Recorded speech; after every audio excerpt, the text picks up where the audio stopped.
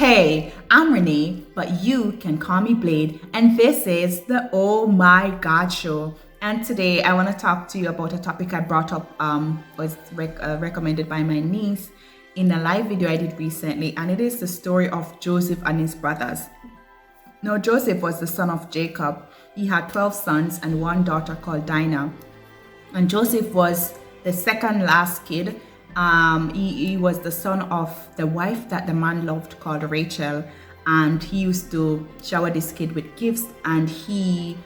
But Joseph's brothers, they didn't like him because his father loved him so much. And on top of that, he had dreams, really serious dreams that suggested that in the future they would need him, or they would bow down to him, or stuff like that. And at one point, even his dad was like, boy, same dream you have, cut it out. So I'm gonna share with you the part of the story that I was kind of if and butting about during the live, because I told you it's a very long story and there's a lot of lessons to be learned. And I'm gonna share with you mostly by reading the part where he was sold by his brothers. So in Genesis chapter 37, I'm gonna read from verse 12 to 36. I hope you're patient. I'll try my best to be quick. So what happened is that so let me read actually from verse 10. It says, when he told his father as well as his brothers, his father rebuked him and said, "What is this dream you had? Will your mother and I and your brothers actually come and bow down to the ground before you?" His brothers were jealous of him, but his father kept the matter in mind. So this is where I think for a lot of us, we know what it feels like to be betrayed, and especially to be betrayed by people you know or people who you love. And I think that's what makes it more painful or more hurtful. And it also shows us as well the extent to which people can go when they hate you, the extent to which people can go when they decide and they sit down and they scheme and they plan your demise. So now his brothers had gone to graze their father's flocks near Shechem. And Israel said to Joseph, "As you know, your brothers are grazing the flocks near Shechem." And Israel is also a name for Jacob, the father. So the father sent him and he said, "Come, I am going to send you to them." He said, "Very well," he replied. So he said to them, "Go and see if all is well with your brothers and with the flocks, and bring word back to me." Then he sent them off from the valley of Hebron. When Joseph arrived at Shechem, a man found him wandering around in the field and asked him, "What are you looking for?" He replied, "I'm looking for my brothers. Can you tell me where they are grazing their flocks?" "They have moved on from here," the man answered. "I heard them say, 'Let's go to Dothan.'" So Joseph went after his brothers and found them near Dothan. But they saw him in the distance, and before he reached them, they plotted to kill him.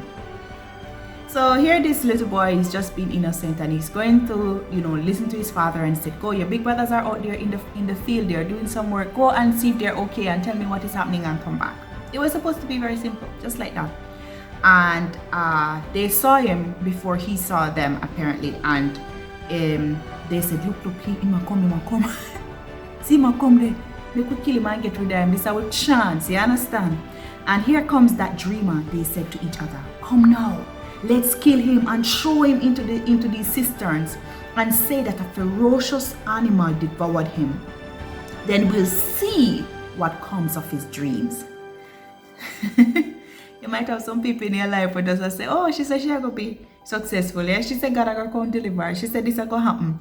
Let's see what's going to happen. Let us set a trap for her. Let us set a trap for him and see what is going to become of his dreams, Hatred is a hell of a thing, I tell you. It says, when Reuben heard this, he tried to rescue him from their hands. "Let's not take his life," he said. "Don't shed any blood. Throw him into the cistern here in the wilderness, but don't lay a hand on him." Reuben said this to rescue him from them and take him back to his father. So there was one of them who had some amount of conscience, who couldn't bear the thought of actually killing the kid.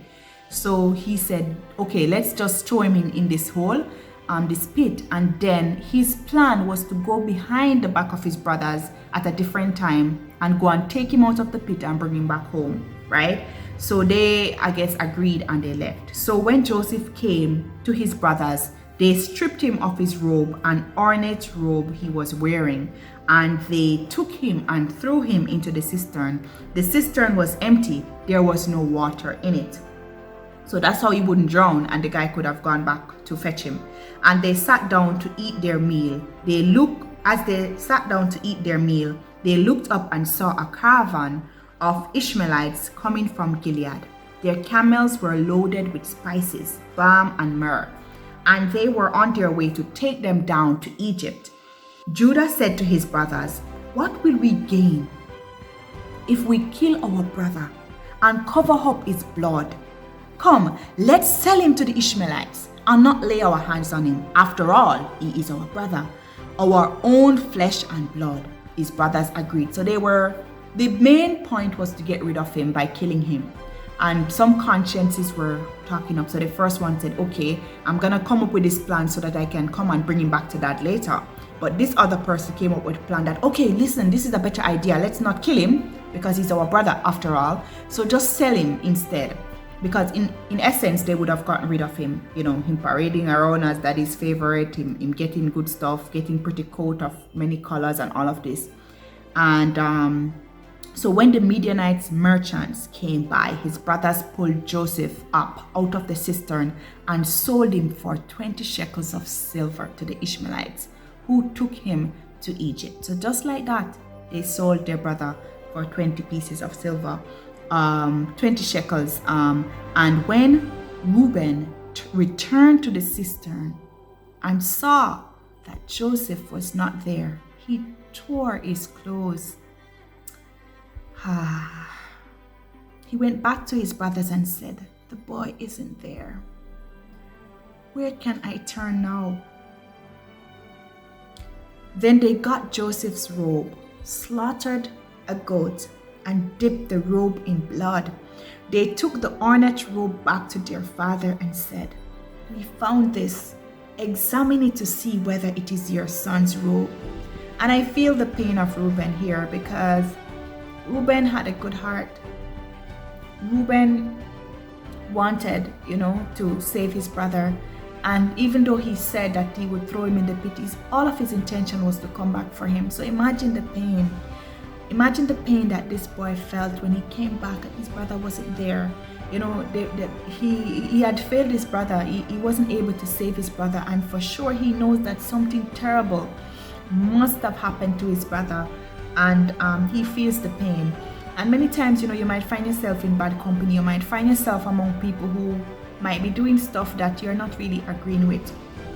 And even your greatest effort is not able to help them or to save them. And if anything bad, and when anything bad happens to those people, you literally feel the pain of your efforts just gone to waste. And this man is in pain because his brother, something terrible has happened to his brother. But the other brothers, the heartless ones, they continued with their plan to not only sell their own brother into slavery or whatever the other people wanted to do to him, but they still went on with their plan. Then they got Joseph's robe, slaughtered a goat, and dipped the robe in the blood. They took the ornate robe back to their father and said, "We found this. Examine it to see whether it is your son's robe." Imagine the pain that they're putting their father through by believing not only that his son died, the son that he loved, his favorite child, the child of the woman he worked 14 years for in total, as a matter of fact. 14 years he labored for this woman. He loved her and he loved the son that she produced. And now they not only want him to believe that his child is dead, but that some dangerous animal has ripped this boy to pieces. Imagine the agony of this father. Imagine what betrayal, imagine what hatred, imagine what a heart without God, what it can lead us to do, the kind of wickedness. Sometimes people talk about Jamaica and they talk about the crime and they talk about the violence, And I don't condone the violence in Jamaica, I don't condone the crime, but like, we have always been wicked. A people without God has always been wicked, because when we don't have God in us, then what is gonna be that thing inside of you that's gonna tell you, no, have mercy? Or something that is in that Reuben who is gonna say that it's not, he just couldn't fathom the thought of killing his brothers, but he was outnumbered. And many times when you want to do the right thing, you're gonna be outnumbered. And I'm sure if he objected, they would have probably just sold him as well, or killed both of them. And he came back agonized, and they went with this very disgusting story to their father, and he recognized the coat that he sent for his son, and he said, "It is my son's robe. Some ferocious animal has devoured him. Joseph has surely been torn to pieces." Then Jacob tore his clothes, put on sackcloth, and mourned for his son many days. All his sons and daughters came to comfort him, but he refused to be comforted. "No," he said, "I will continue to mourn until I join my son in the grave." So his father wept for him. Meanwhile, the Midianites sold Joseph to Egypt, to Potiphar, one of Pharaoh's officials, the captain of the guard. So this boy narrowly escapes death by his brother, and he's gonna be sold into slavery, and he ends up in this man's house called Potiphar.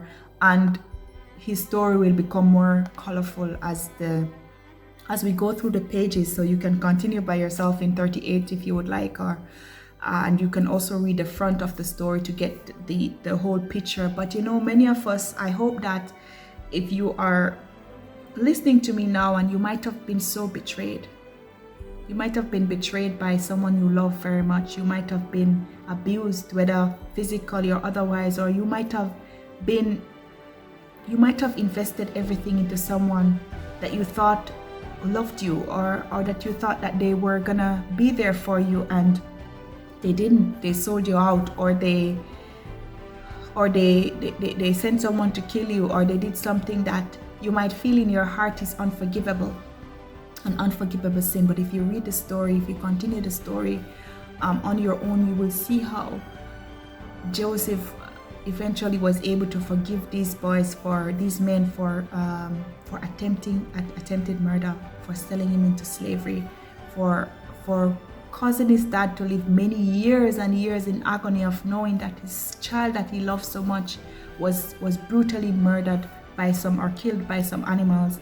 And if you're going through this and you've had people in your life that have betrayed you, or you feel like, you know, you probably shouldn't forgive them, or you shouldn't forget about it, or you shouldn't move on, just pray to God that God will give you the strength to move on from those Judas in your life, to move on from those people who are sitting down and planning your death as if they're planning a wedding, as if they're planning something good. They sit down and they plan and they unplan and they come up with new ideas. Imagine them literally there standing and discussing, "Oh, well, let's kill him," and "Oh, no, let's throw him into a pit," and "Oh, it's okay, let's sell him," and all of this, while you're still there standing, while they plot your demise. And only God can go inside of your heart and tell you to forgive these people. You won't listen to me, because you are the one who knows the pain that you've gone through with people. You are the one who knows what you've been through with people, how much you've tried to be nice and they've just stabbed you in the back. But God is able to give us the strength to forgive even those who want to kill us. And for many of us, we've never even had this experience of having your own brother or sister physically wanting, plotting, executing your demise, and going home and feeling good that they have accomplished something, and lying to the boy's father like that. And they didn't even care for their father. The old man could have died from a heart attack, you know? So anyway, this story is kind of a bit of a sad story, but it has a beautiful ending, because that is how God can beautify your dirty places. That's how God can beautify your sad stories, and He can make it interesting. He can make your story one that will be talked about for years and years to come. Like, this boy went through a lot, but God was able to deliver him even from death. And he instead elevated him to a very high position. That same position was able to help his same family that hated him, because he dreamt that God was going to lift him. So yeah, it's a good story to listen to. Thank you so much for watching today. This story is interesting, and it encourages me to forgive. It encourages me to love anyhow.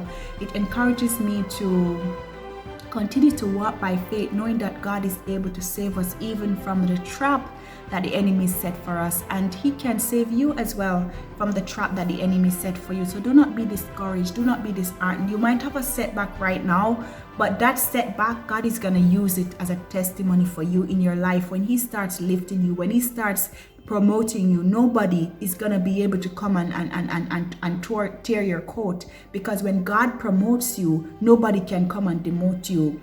Amen. So thank you so much for watching this channel, and thank you so much for watching this video, and I pray that today and for 2021 will be a year of God's blessing and favor in your life, and that nothing will be able to separate you from the love of God, not even the problems that you go through in life. And we pray that we are strengthened, and as we go through this another we don't know what's going to happen again for this year, and the carryover drama from 2021 that is following some of us, or whatever is happening with us today. I just want to know that God is able to love us past our pain. He's able to heal our diseases, and I'll come back next time with another story. I don't know what I will say, I never know.